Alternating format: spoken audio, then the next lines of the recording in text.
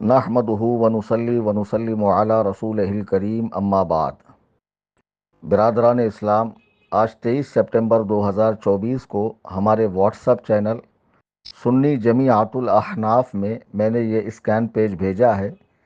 اس میں کیا لکھا ہے، کتاب کا نام کیا ہے، مصنف کون ہے، اور اس میں شرع کی پکڑ کیا ہے شریعت کی، وہ سب میں تفصیل سے بتاؤں گا۔ اس کے پہلے چند ضروری باتیں آپ سمجھیں۔ دیکھیے، میں دیکھ رہا ہوں کہ آج کل سبھی کو مناظرے کا شوق چل رہا ہے، ہماری جماعت میں بھی، جن کو ٹھیک سے اردو تک پڑھنا نہیں آتی، بس علماء کے بیان آن لائن سن لیے، رومن میں کتابیں پڑھ لی، انگلش میں ہندی میں کتابیں پڑھ لی، یا تھوڑی بہت اردو پڑھنا آ گئی، اب یہ بھی چینل کھول کے یا لوگوں کو فون لگا کے مناظرہ کرتے ہیں۔ بسا اوقات یہ ہمارے لیے جو ہے ذلت کا سبب بن جاتے ہیں کہ ان کی وجہ سے ہماری تذلیل ہوتی ہے۔ تو میں کہتا ہوں ٹھیک ہے، اگر آپ کو شوق ہے اور خدمت کی نیت سے کرنا چاہتے ہیں تو کسی عالم دین کے رابطے میں رہیں اور اپنے تلفظ صحیح کریں، اپنا املا صحیح کریں، کم سے کم کتابوں کا صحیح نام لینا آپ کو آئے، محدثین کے اسماء، صحابہ کے اسماء، اور کتاب میں جو لکھا ہے اس سے کیا پکڑ ہوتی، یہ سب آپ بنیادی باتیں سیکھ لیں۔ ابھی مجھے کچھ دن پہلے ایک چینل دیکھنے کا اتفاق ہوا۔ ایک چینل پہ ایک صاحب بڑے لحیم شہیم اور ماشاءاللہ امامہ شریف پہنے ہوئے، بھرپور داڑھی، میں نے دیکھا کئی لاکھ فالوورز ان کے ہیں، اور وہ بیک سائڈ میں ان کے پوری لائبریری ہے، سامنے لیپ ٹاپ ہے، دیوبندیوں کا رد کر رہے ہیں۔ علامہ ارشد القادری رحمۃ اللہ علیہ کی سوانح کہ وہ کس طرح دیابنا سے مناظرہ کرتے تھے بتا رہے تھے۔ تو بتاتے بتاتے وہ دیوبندیوں کی ایک مشہور و معروف کتاب ہے المحند علی المفند، اس کتاب کا یہ نام نہیں پڑھ پا رہے تھے، المحند کہہ رہے تھے۔ اب بتائیے کتنی بڑی غلطی، حالانکہ کمنٹ میں ان کو کئی لوگوں نے کہا کہ آپ درست نام لیجئے، آپ کو نام لینا نہیں آتا ہے۔ تو میں کہتا ہوں اگر دیوبندیوں کے یا کسی بھی بد مذہب کے رد کا آپ کو شوق ہے تو پہلے جو ہے نا خود علم سیکھ لیں۔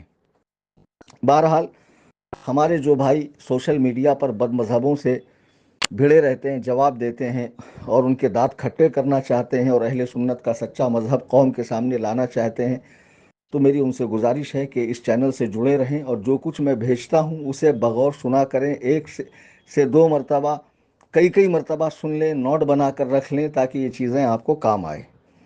عزیزان محترم، آپ جانتے ہیں کہ دیوبندی جماعت انگریزی دور اقتدار میں پیدا ہوئی۔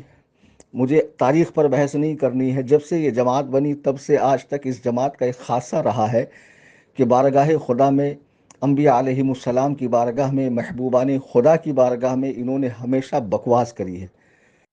کتابیں ان کی تسلسل کے ساتھ اس زمانے سے آج تک چھپ رہی ہے، اور ابھی تازہ ریسنٹلی کینیڈا کے اندر دیوبندی جماعت کے مشہور مولوی طارق مسعود نے نبی کریم علیہ الصلاۃ والتسلیم کی ذات کو ٹارگیٹ کرتے ہوئے کہ آپ ان پڑھ تھے، امی تھے، آپ پر قرآن جب اترا اور صحابہ نے گرامر کی غلطی کی تو حضور کو پتہ نہیں چلا، یہ الفاظ اس کے ویڈیو میں موجود ہے۔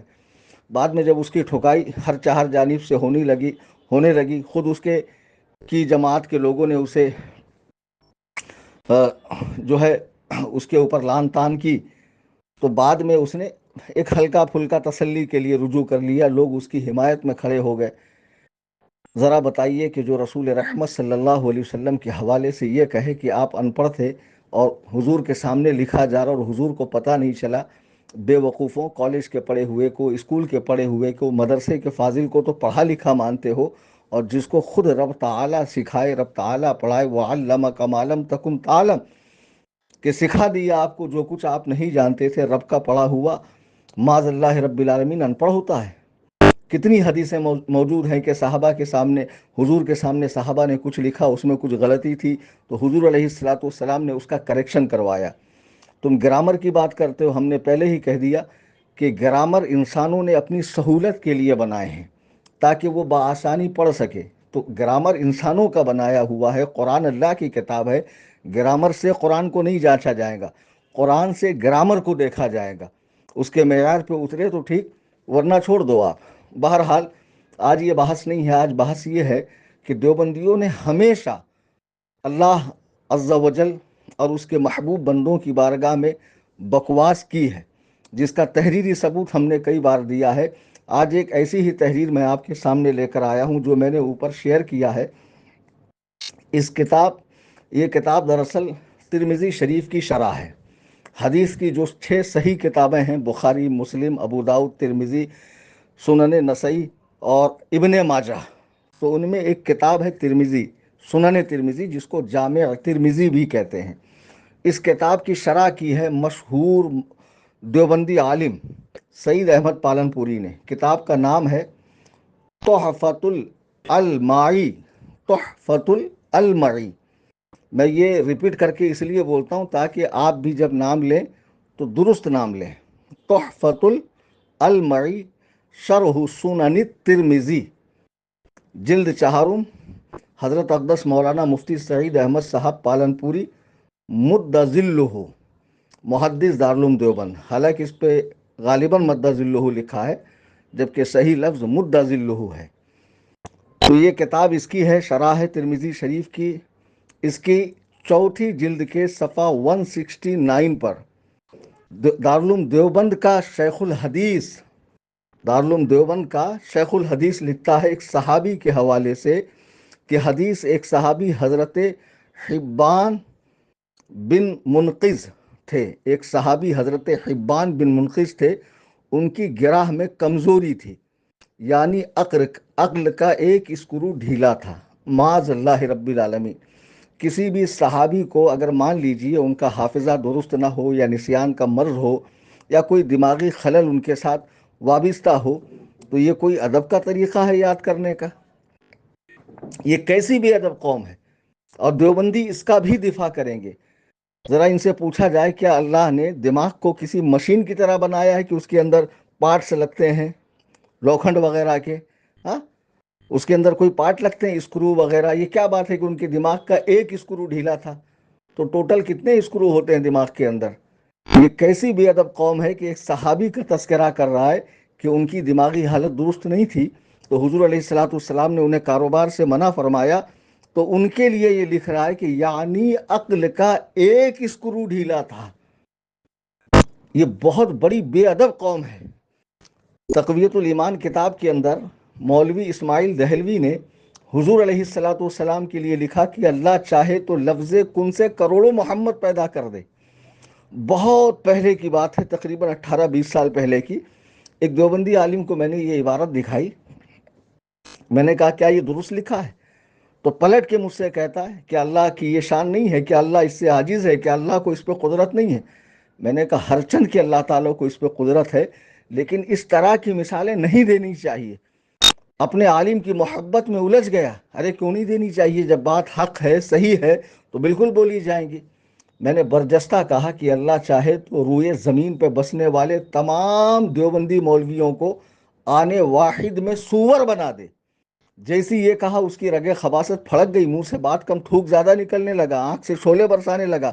مولانا آپ یہ کس طرح کی بات کر رہے ہیں؟ میں نے کہا خبیث، کیا اللہ یہ نہیں کر سکتا ہے؟ کیا اللہ اس پہ قادر نہیں ہے؟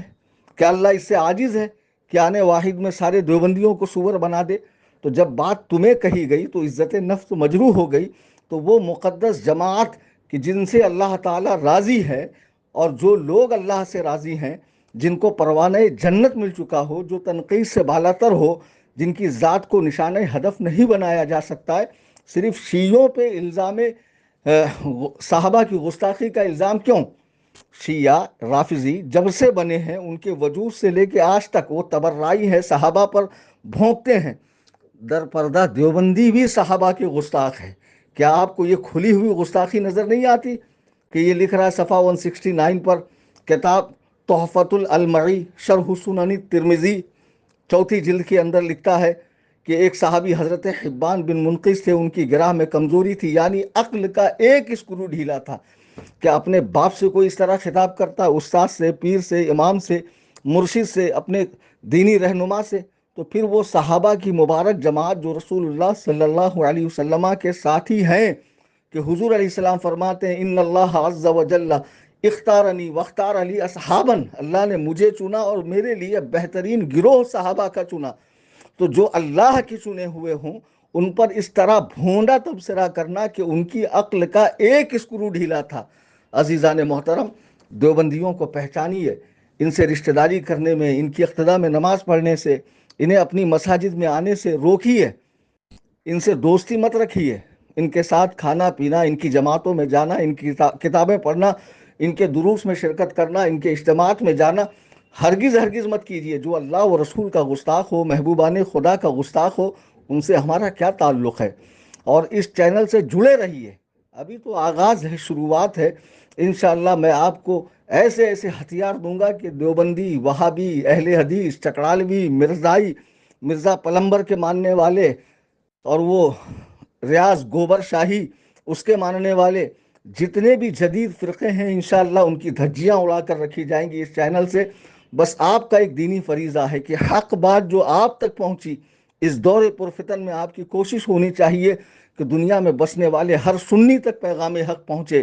خدا کی قسم، آپ کی کوشش سے کوئی چینل میں جڑا اور اسے ہدایت مل گئی، وہ جب تک عمل کرے گا آپ کے نامہ اعمال میں نیکیاں لکھی جاتی رہیں گی۔ اس کے ذریعے جتنوں کو ہدایت ملے گی، یہ چین سسٹم ہے، ان کا بھی ثواب آپ کو ملے گا اور ان کے ثواب میں بھی کوئی کمی نہیں ہوگی۔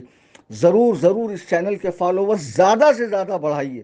یہاں سے آپ کو کوئی غیر ضروری باتیں نہیں کی جاتی، صرف اور صرف آپ کو آپ کا دین سکھایا جاتا ہے، آپ کے ایمان و عقیدے کی حفاظت کے سامان بھیجے جاتے ہیں، آپ کے اعمال درست ہوں ایسے مسائل بھیجے جاتے ہیں، قرآن و سنت کا سچا پیغام مسلک اعلیٰ حضرت کی روشنی میں بھیجا جاتا ہے۔ اس چینل سے جوڑنے کی آسان صورت یہ ہے کہ واٹس ایپ کے اپڈیٹس میں جا کر اوپر سرچ میں سنی ٹائپ کریں، جب نیچے سنی جمعیت الاحناف آئے اس پر کلک کریں، فالو کا بٹن دبائیں، بیل آئیکن کا بٹن دبائیں، چینل کے انفو میں جا کر وہاں سے لنک اٹھا کر آپ تمام دوستوں کو بھیجیے، سوشل میڈیا پہ لگائیے اور کوشش کیجیے کہ یہ اہل سنت و جماعت کا سب سے بڑا چینل بنے۔ رد بد مذہبیت کا یہ سلسلہ جو شروع ہوا ہے، انشاءاللہ یہ چلتا رہے گا۔ اللہ تبارک و تعالی ہم سب کو عقل سلیم اور استقامت عطا فرمائے، دین مبین پر استقامت نصیب فرمائے اور اس کے محبوب بندوں سے سچی محبت عطا فرمائے۔ آمین ثم آمین۔